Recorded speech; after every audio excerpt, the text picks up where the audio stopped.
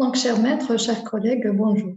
C'est avec un grand plaisir que ma collègue et moi venons présenter ce jour cette question qui concerne la relation entre deux sujets pertinents, à savoir la COVID-19 et le diabète.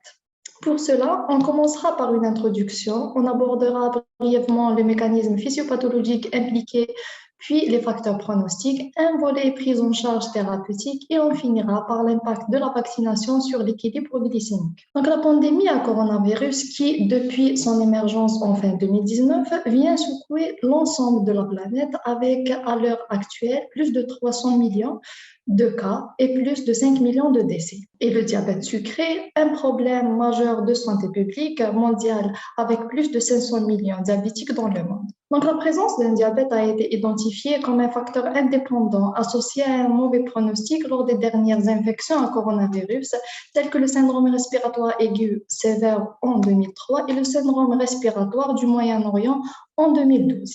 Et très rapidement, après le début de la maladie à coronavirus 2019, due au SARS-CoV-2, les comorbidités dans le diabète sont apparues comme associées aux formes graves de cette maladie. Et depuis, de nombreuses études se sont intéressées à cette relation et ont pu préciser un certain nombre d'éléments: impact des comorbidités associées au diabète, phénotype des sujets diabétiques, impact de l'équilibre glycémique et impact de la COVID-19 sur le risque de diabète, ainsi l'influence des traitements. Et de nombreuses études se sont intéressées à cette relation et ont pu préciser un certain nombre d'éléments: impact des comorbidités associées au diabète, phénotype des sujets diabétiques, impact de l'équilibre glycémique et impact de la COVID-19 sur le risque de diabète, ainsi l'influence des traitements antidiabétiques sur le pronostic ou les mécanismes physiopathologiques impliqués dans les formes graves associées au diabète. Donc, une méta-analyse basée sur 43 études incluant plus de 23 000 patients retrouve une prévalence groupée du diabète chez les patients infectés par la COVID-19 de 15%.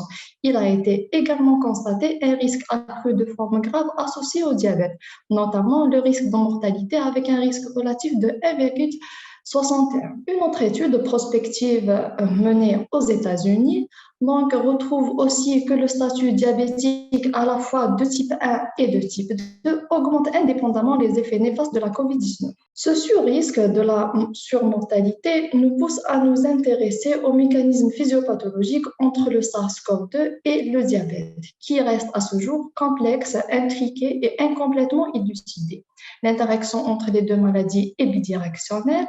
Donc, d'un côté, le diabète représente d'une manière indépendante un facteur de risque d'une forme sévère de la maladie COVID-19 via son impact délétère sur le système immunitaire avec une réponse inappropriée et exagérée des cytokines pro-inflammatoires et une diminution de l'expression de la CO2 sur lequel on y reviendra.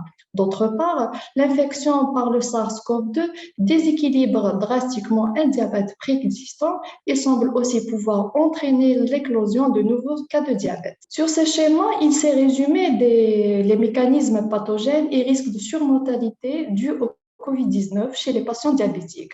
D'abord, par l'augmentation des taux des métabolites de l'inflammation, notamment les polysaccharides et les cytokines inflammatoires, qui augmentent la perméabilité capillaire aux produits pro-inflammatoires. De plus, du développement d'un stress oxydatif, ces effets entraînent des lésions avec fibrose pulmonaire et détresse respiratoire. En outre, la production des dérivés réactifs à l'oxygène et l'activation du système rénine-angiotensine-aldostérone provoquent une insulinorésistance, une hyperglycémie et des lésions endothéliales qui contribuent aux événements cardiovasculaires et thromboemboliques. Enfin, l'infection provoque une augmentation des composants de la coagulation, entraînant une augmentation de la viscosité sanguine et les lésions endothéliales accentuent le risque d'événements cardiovasculaires, thromboemboliques et de surmortalité. Ces processus accentués chez le sujet diabétique associés à l'hypoxie tissulaire contribuent à la sévérité accrue de la COVID-19 et la progression rapide vers une insuffisance cardio-respiratoire. Donc, si on revient sur le rôle du système rénine-angiotensine, il est d'abord important de souligner que le SARS-CoV-2 est composé de 4 protéines structurales, dont la protéine Spike, qui reconnaît et se fixe sur le récepteur membranaire de la cellule hôte, qui est le genre l'enzyme de conversion de l'angiotensine 2. Donc, la CO2 est exprimée dans le système respiratoire supérieur, les cellules épithéliales alvéolaires dans les poumons, le cœur, les cellules endothéliales, le rein, les entérocytes et le pancréas. Et c'est cette interaction qui détermine le tropisme du virus. Donc, en temps normal, la CO2 convertit l'angiotensine 2 en angiotensine 1,7. Après la liaison à la CO2, donc des sérines protéases sont impliquées dans l'amorçage de la protéine S et son clivage. Et des protéases telles que les furines libèrent ensuite le peptide de fusion et le virus pénètre par une endocytose. La CO2 est internalisée simultanément donc, que le virus et son expression subit ainsi une down-régulation lors d'une infection au SARS-CoV. Il est à noter que le diabète est associé à une expression réduite de la CO2 alors que le taux de furine a été retrouvé plus élevé chez les diabétiques. Donc, la diminution de l'expression de la CO2 induit ainsi une accumulation de l'angiotensine 2 et une diminution de la synthèse de l'angiotensine 1,7. L'angiotensine 2 exerce un effet vasoconstricteur, pro-oxydant, pro-inflammatoire, pro-fibrotique et stimule la prolifération cellulaire essentiellement via les récepteurs AT1. À l'opposé, l'angiotensine 1,7 est un vasodilatateur anti-inflammatoire, antioxydant, antiprolifératif et connu être un facteur donc protecteur. En conséquent, la faible expression de la CO2 chez les diabétiques pourrait expliquer l'incidence accrue des lésions pulmonaires graves. Donc, il a été aussi montré que l'une des protéines non structurales de SARS-CoV-2 semble attaquer la chaîne bêta de l'hémoglobine, induisant une dissociation du fer et de la porphyrie. Ceci pourrait diminuer la capacité de l'hémoglobine à acheminer l'oxygène vers le tissu cible. Et l'une des hypothèses émises est que le SARS-CoV-2 aurait une plus grande affinité pour l'hémoglobine glyquée que pour l'hémoglobine non glyquée. Dans le cas contraire, l'infection par le SARS-CoV-2 semble aussi pouvoir entraîner l'éclosion de nouveaux cas de diabète s'appartenant à des formes de diabète de type 1. Plus spécifiquement, comment le SARS-CoV-2 pourrait-il provoquer un diabète? Donc, l'une des hypothèses est que le pancréas et d'autres organes impliqués dans le contrôle de la glycémie sont riches en ACO2. Le virus serait ensuite capable d'entraver la sécrétion de l'insuline vers de détruire les cellules bêta-pancréatiques. Une autre possibilité est que le SARS-CoV-2 induise la production de chimiokines et de cytokines responsables d'une réponse immunitaire pouvant également entraîner une destruction tissulaire. Donc, le SARS-CoV-2 pourrait donc, à l'instar du SARS-CoV, induire un diabète dont le mécanisme s'apparenterait à celui du DT1, néanmoins sans pathologie auto-immune. Ces diabètes sont associés à des complications significativement plus élevées et plus de décès, toutes causes confondues. Une autre entité assez pertinente qui est le syndrome post-Covid ou le Covid lent, dont les manifestations peuvent être dues à divers mécanismes physiopathologiques, dont le diabète. Ainsi, un équilibre glycémique optimal et un accompagnement psychologique pourraient aider à réduire cet état. Donc, ma collègue Dr. Dara va enchaîner avec les facteurs pronostiques et les autres volets. Merci, Dr. Bourdeau. Je salue tout le monde. Donc, la relation entre le diabète et les formes sévères de COVID-19 étant fortement suspectée, il est donc devenu impératif de définir plus précisément quels étaient les facteurs exposants à ce surrisque. Et c'était ça l'objectif principal de la grande étude française Coronado, qui est une étude observationnelle, rétrospective et prospective, multicentrique, conduite dans 68 centres répartis sur l'ensemble du territoire français, sur un total de 2 500 patients diabétiques hospitalisés pour prise en charge de l'infection COVID-19, donc entre le 10 mars et le 10 avril 2020, lors de la première vague de l'épidémie. Donc, durant cette étude, ils ont identifié les facteurs qui interviennent dans le pronostic, donc en plus des critères cliniques communs avec la population générale, comme donc la dyspnée, un taux élevé à l'admission de la CRP et des transaminases.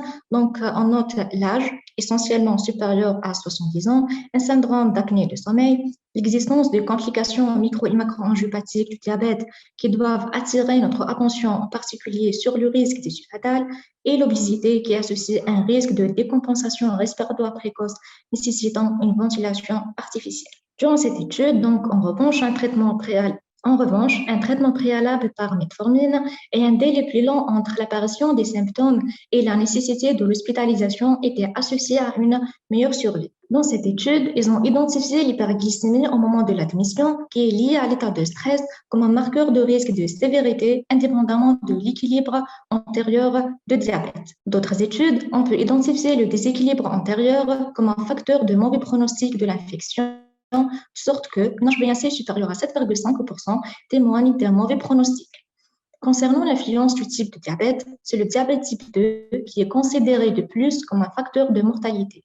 Par ailleurs, il est important de noter le risque majeur de survenue d'une décompensation acidocytosique chez le diabétique de type 1. Alors, on arrive à la prise en charge où le contrôle glycémique chez ces patients à risque semble très urgent. Cependant, plusieurs précautions doivent encore être prises pour parvenir aux stratégies thérapeutiques appropriées, en particulier chez les patients atteints de diabète type 2.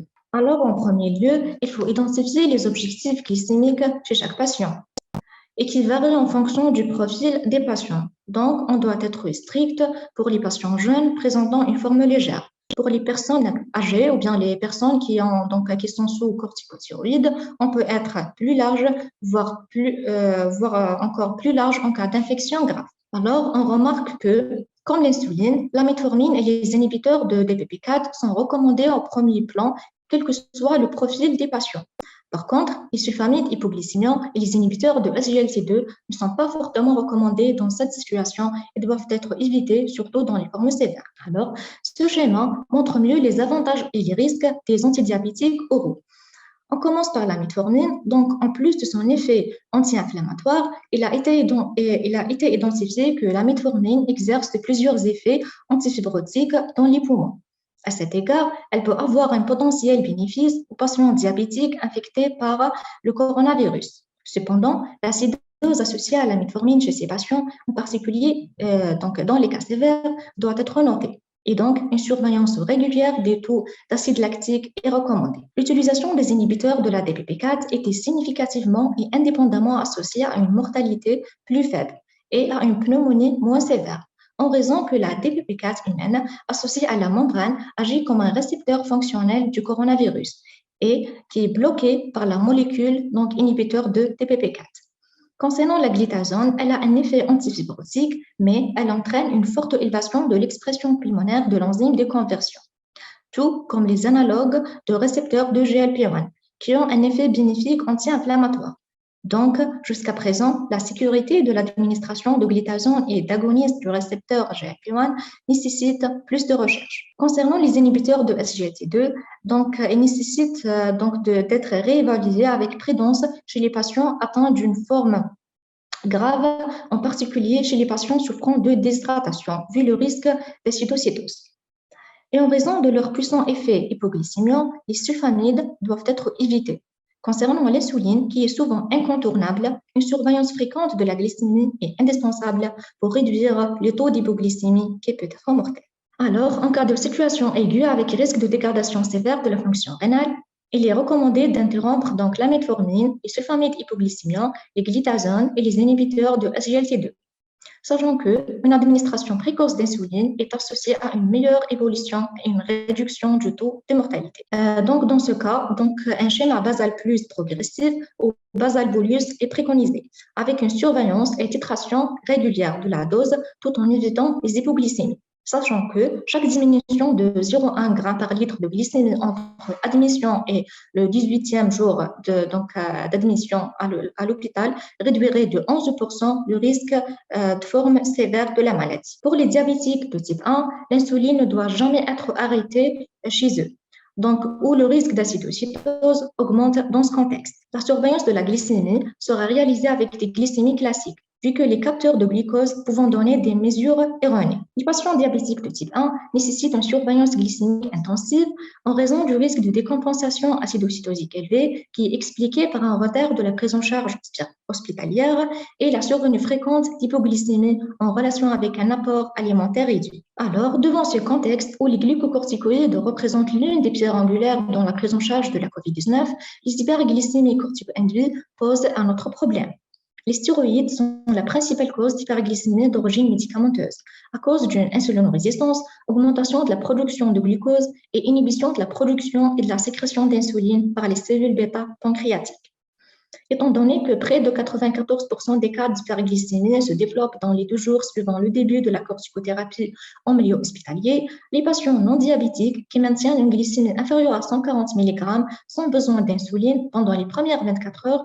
Donc pour eux, la surveillance de la glycémie peut être interrompue. Par contre, pour les patients avec une hyperglycémie persistante, une insulinothérapie doit être établie. Alors, en général, la vaccination chez les diabétiques est recommandée en raison d'un état de déficit immunitaire chez ce patient. Et étant donné que la réaction immunitaire peut déclencher des altérations de la sensibilité à l'insuline, augmentant potentiellement les besoins en insuline en raison de l'inflammation, cette étude très récente a étudié les effets à court terme de la vaccination COVID-19 dans différentes plages glycémiques évaluées par la surveillance continue de la glycémie chez les personnes atteintes de diabète de type 1 et de type 2. Donc, sur un total de plus de 49 000 points de données CGM qui étaient disponibles, donc, ils ont remarqué que pour les diabétiques de type 1, il y avait aucune différence significative donc, concernant le time in range au cours de la vaccination, de 2 jours avant de recevoir la vaccination jusqu'à 3 jours après.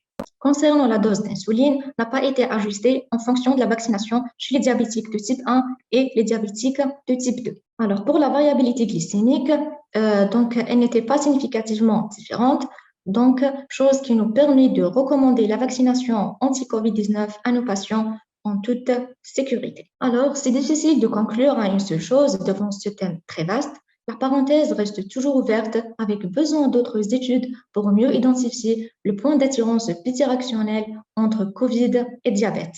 Mais au moins, on sait que le diabète sucré est l'un des groupes à haut risque de développer une forme sévère de COVID-19. Les liens pathogéniques potentiels entre le virus et le diabète sucré comprennent des effets sur l'homéostasie du glucose, l'inflammation, l'altération de l'état immunitaire et l'activation du système rénine-angiotensin-aldostérone. Donc, un contrôle strict de la glycémie et la prévention des complications du diabète pourraient être cruciaux chez les patients atteints de diabète sucré pour maintenir une faible sensibilité et prévenir un mauvais pronostic de l'infection. Et je vous remercie.